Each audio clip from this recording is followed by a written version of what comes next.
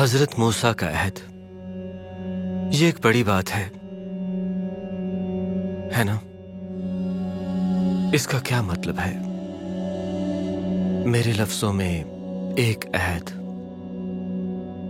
خدا تعالیٰ اور حضرت موسیٰ کے درمیان معاہدہ۔ خدا تعالیٰ نے بنی اسرائیل سے وعدہ کیا کہ اگر وہ ان کی پوری اطاعت کریں گے تو وہ بنی اسرائیل کو اپنی قیمتی ملکیت اور ایک مقدس قوم بنائیں گے۔ بنی اسرائیل خدا تعالیٰ کی مکمل اطاعت کرنے پر راضی ہو گئے۔ یہ ایک معاہدہ ہے اور بنی اسرائیل کے لیے ایک اچھا سودا۔ توریت شریف کی کتاب اخبار بنیادی طور پر بنی اسرائیل کے بارے میں ہے۔ اس کی درست اور طویل ہدایات بنی اسرائیل کے لیے بہت اہم تھیں، لیکن جدید لوگوں کو عجیب لگ سکتی ہیں۔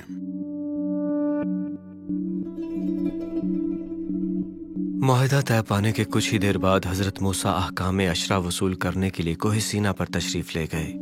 جب وہ پہاڑ سے نیچے اترے تو انہوں نے بنی اسرائیل کو ایک سونے کے بچڑے کی عبادت کرتے ہوئے پایا جسے ان کے بھائی ہارون نے بنایا تھا۔ ایک سونے کے بچڑے کی عبادت کر رہے تھے جسے انہوں نے اپنے ہاتھوں سے ہی اپنا خدا بنا لیا تھا۔ حضرت موسیٰ، انہوں نے مشرکوں کو سزا دینے کے لیے لوگوں سے حمایت کا مطالبہ کیا، پر صرف ایک قبیلہ ہی ان کی مدد کے لیے آیا۔ صرف لاویوں کا قبیلہ ہی ان کی حمایت پر رضامند ہوا اور مشرکوں کو سزا دینے پر بھی راضی ہوا، اور مدد کے اس عمل کے لیے لاوی قبیلے کو ہمیشہ کے لیے ان سے الگ کر دیا گیا تھا۔ ہم نہیں جانتے تھے کہ الگ کرنے کا کیا مطلب ہوتا ہے، پر اگلے چند مہینوں میں ہمیں اس بارے میں پتہ چلنے والا تھا۔ میرا نام ندب ہے، میں اسی قبیلے سے ہوں، لاویوں کے قبیلے سے۔ میں سب سے بڑا بیٹا ہوں حضرت ہارون کا، جو حضرت موسیٰ کے بھائی تھے، یا یوں کہہ لیں کہ میں بیٹا تھا حضرت ہارون کا جب تک کہ خدا تعالیٰ نے مجھے مار نہ ڈالا۔ خدا تعالیٰ اور حضرت موسیٰ نے جو معاہدہ کیا تھا اس کا ایک حصہ یہ تھا کہ بنی اسرائیلی خدا تعالیٰ کی ہر بات پر عمل کریں گے۔ پتہ چلتا ہے کہ خدا تعالیٰ ان سے جو کچھ کروانا چاہتے تھے اس میں بہت تفصیلی تھے۔ بنی اسرائیل کے لیے ان کے احکام آپ کی کتاب مقدس میں ہر صفحے پر بھرے ہوئے ہیں۔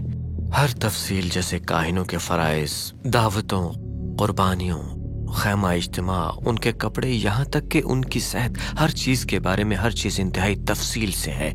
خدا تعالیٰ نے اس میں کوئی کجی نہیں چھوڑی۔ آپ سوچ رہے ہوں گے خدا تعالیٰ بہت سخت ہیں۔ میرا مطلب کہ کاہنوں کو ان تمام تفصیلات میں کتنی محنت کرنی پڑی، شاید وہ اس سے زیادہ غور و فکر کر سکتے تھے۔ کاہنوں کو اس سارے عمل کے بارے میں کیسا محسوس ہوتا ہوگا جو انہیں اچانک تفویض کر دیا گیا تھا۔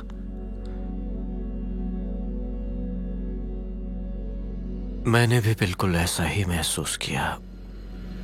مجھے اس بات کا احساس نہیں تھا کہ خدا تعالیٰ اپنے لوگوں کے ساتھ بات چیت کا ایک طویل متنی نمونہ قائم کر رہے تھے، اور یہ صرف اسی صورت میں کامیاب ہوگا جب 100% شفافیت اور فرما برداری ہوگی۔ تو ایک اور چیز جو میں ممکنہ طور پر کبھی نہیں جان سکتا تھا جب تک کہ عبرانیوں کے مصنف نے میری موت کے تقریباً 15 صدیوں بعد اس کا انکشاف نہیں کیا، وہ یہ تھی کہ خیمہ اجتماع آسمان کا عین نمونہ نہیں تھا۔ خدا تعالیٰ اس بات پر اصرار کر رہے تھے کہ یہ اور عبادات کے تمام طریقہ کار ان کے احکامات کے بالکل عین مطابق ہونے چاہیے۔ آئیے خدا تعالیٰ اور حضرت موسیٰ کے معاہدے کے تقریباً 6 سے 8 ماہ کے بعد کے وقت پر نظر ڈالتے ہیں، جو کہ زیادہ طویل عرصہ نہیں ہے۔ خیمہ اجتماع مکمل ہو چکا ہے اور اب وقت آ گیا ہے کہ اسے اور کاہنوں دونوں کو مقدس ٹھہرایا جائے۔ اگرچہ میرے والد سونے کے بچڑے کے واقعے میں نمایاں شخص تھے، لیکن خدا تعالیٰ نے انہیں معاف کر دیا تھا۔ خدا تعالیٰ نے میرے والد اور ان کے 4 بیٹوں کو چن لیا تھا بنی اسرائیل کی امامت کے لیے۔ ایک بہت ہی بڑی تقریب میں خدا تعالیٰ نے حضرت موسیٰ کو پانی سے دھونے کی رسم کے ذریعے ہم 5 کو پاک ٹھہرایا تھا۔ انہوں نے میرے والد حضرت ہارون کو امام اعظم نامزد کیا۔ ایک خاص کپڑا اور لباس پہنا کر انہوں نے اپنے اوپر ایفوڈ کپڑا اور چھاتی کا کپڑا رکھ دیا۔ آخرکار انہوں نے حضرت ہارون کے سر پر ایک پگڑی رکھ دی اور ان کے سامنے سونے کی ایک مقدس پلیٹ موجود تھی. ہر قدم بہت ہی تفصیلی تھا. خیمہ اجتماع اور اس میں موجود ہر چیز کی مقدسیت کے بعد حضرت موسیٰ نے مجھے اور میرے تمام باقی بھائیوں کے سر پر تیل ملا. انہوں نے ہمارے ارد گرد چادریں باندھی اور ہمارے سروں پر ٹوپیاں رکھ دیں جیسا کہ خدا تعالیٰ کا حکم تھا، تمام تفصیلات کے ساتھ. اور اس دن کے بعد سے ہم امام بن گئے. ہم بس نام کے امام تھے کیونکہ ہمیں پتہ نہیں تھا کہ کیا کرنا ہے. حضرت موسیٰ کے ذریعے خدا تعالیٰ نے ہمیں سکھایا کہ قربانیاں کس طرح سے کرنی ہیں، کس طرح مناسب طریقے سے قربانی لی جائے اور بغیر کسی غلطی کے خداوند تعالیٰ کے احکامات پر عمل کیا جا سکے. انہوں نے ہمیں بتایا کہ ہمارے فرائض اتنے مقدس ہیں کہ اگر ہم من و ان ان کی ہدایات پر عمل نہیں کریں گے تو ہم مارے جائیں گے. اور من و ان سے میری مراد ہے کہ بالکل ہو بہو تمام تفصیلات کے ساتھ، ورنہ ہم مارے جائیں گے. خدا تعالیٰ اپنی ہدایات پر عمل کے معاملے میں آخر اس حد تک جنونی کیوں کرتے؟ وہ جانتے تھے کہ ہم امام وہ مثال قائم کر رہے تھے جس کی پیروی ہزاروں برسوں تک کی جانے والی تھی، اور ہم جو بھی چھوٹی چھوٹی غلطیاں کرتے وقت کے ساتھ ساتھ بڑی ہو جاتی اور یہاں تک کہ بہت بڑی غلطیاں بن جاتی. ہمارے سب لوگوں کے سامنے کاہنوں کے طور پر مقدس ٹھہرائے جانے کے بعد ہم نے خداوند تعالیٰ کے لیے قربانیاں نذرانی. وہ ہم سے اتنے خوش ہوئے کہ آگ خداوند تعالیٰ کی موجودگی سے نکلی اور قربان گاہ پر چلتے ہوئے نذرانے کو راکھ کر دیا. لوگ بہت زیادہ خوش ہو گئے. خدا تعالیٰ ان کی مکمل اطاعت سے راضی ہو گئے کہ وہ منہ جھکا کر خداوند تعالیٰ کی عبادت کرنے لگے. شروع سے ہی ہم امام خدا تعالیٰ کی ہدایات پر پوری طرح عمل کرنے کے عادی تھے. یقیناً ہمیں کوئی ایسی خواہش نہیں تھی کہ کسی بے احتیاطی کی وجہ سے ہم لوگ مارے جائیں. اور آج کے دن تک میں نہیں جانتا تھا کہ میں نے اور میرے بھائی نے جان بوجھ کر خدا تعالیٰ کی ہدایات کی خلاف ورزی کرنے کا فیصلہ کیوں کیا. ہم تکبر سے بھر گئے تھے. مجھے ایسے لگتا ہے یا شاید ہم بس سست تھے. ہم یقیناً احمق تو تھے ہی. بہرحال ہمیں لبان جلانے کے لیے پیالیاں دی گئیں اور اس لبان کو ایک خاص طریقے سے حاصل ہونے والی آگ سے جلانے کی ضرورت ہوتی تھی. یعنی وہ آگ حاصل کرنے کے بھی بہت مخصوص عوامل تھے. مگر آگ تو آگ ہوتی ہے نا؟ میرے بھائی اور میں نے جان بوجھ کر کسی متبادل ذریعے سے آگ کو اپنے دیوں میں ڈال دیا اور اسے خداوند تعالیٰ کو پیش کر دیا، جو کہ ہماری سب سے بڑی بھول تھی. ہم نے حضرت موسیٰ کے احکام کی خلاف ورزی اور خدا تعالیٰ کو ناراض کیا.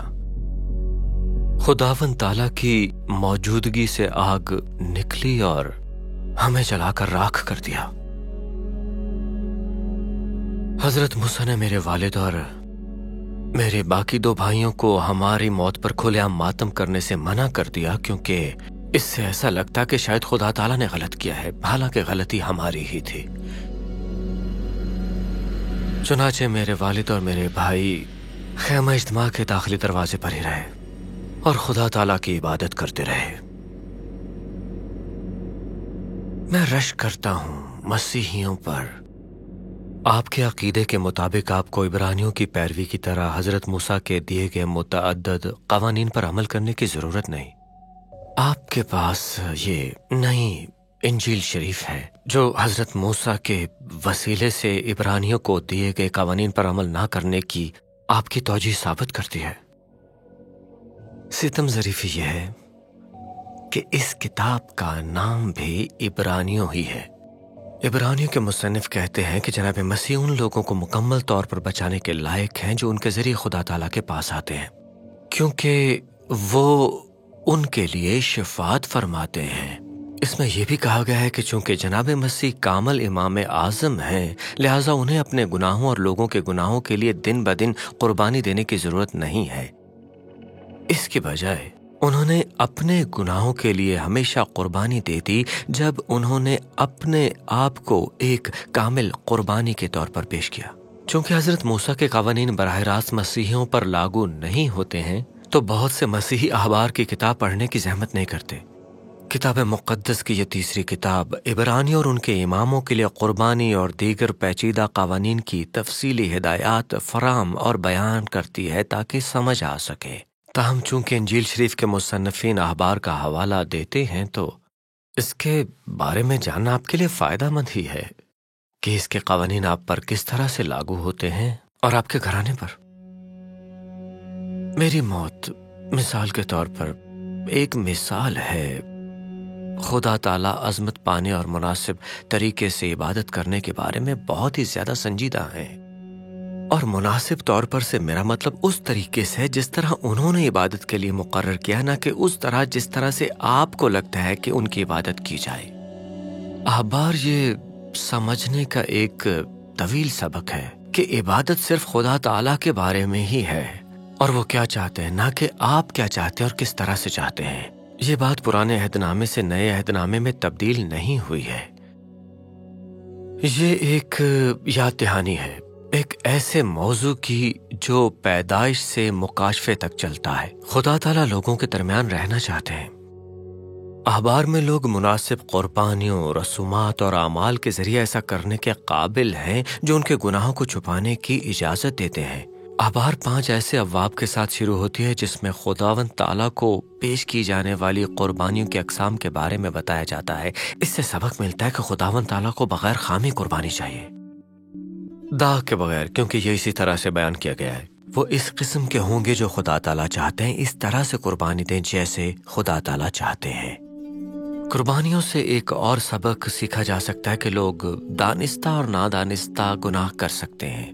یہ ممکن ہے، لیکن پھر بھی یہ گناہ ہی ہے۔ ہو سکتا ہے کہ یہ آپ کے شفافیت کے جدید تصور سے مطابقت نہ رکھتا ہو، مگر مجھے دیکھ لیجئے، یہ ایک ایسی چیز ہے جسے سنجیدگی سے ذہن میں رکھنا ضروری ہے۔ قربانی کے بارے میں پہلے 5 ابواب کے بعد اگلے 5 ابواب ایسے ہیں جو کاہنوں کو ہدایات اور حضرت ہارون اور ان کے بیٹوں کے لیے کاہنوں کی ذمہ داریوں کے بارے میں ہے، اور انہی ابواب میں آپ کو میری کہانی بھی سننے کو ملے گی۔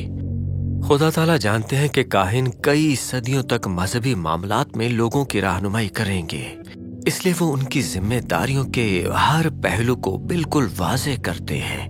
قربانیوں کے بارے میں 5 ابواب اور کاہنوں کے بارے میں 5 ابواب کے بعد پاکیزگی اور صفائی ستھرائی اور ان کے علاج کے درست طریقے کے بارے میں، یا کم از کم ان سے نمٹنے کے بارے میں ہے تقریباً 5 ابواب۔ عملی بنیادوں پر عبرانی بہت سے پانی کے ساتھ معتدل آب و ہوا سے بہت کم پانی کے ساتھ صحرائی آب و ہوا کی طرف منتقل ہو گئے۔ وہ ایک ایسی جگہ سے نکلے تھے جہاں ان کے مصری آقا انہیں بتاتے کہ کیا کرنا ہے انہیں، کیونکہ اب وہ آزاد تھے۔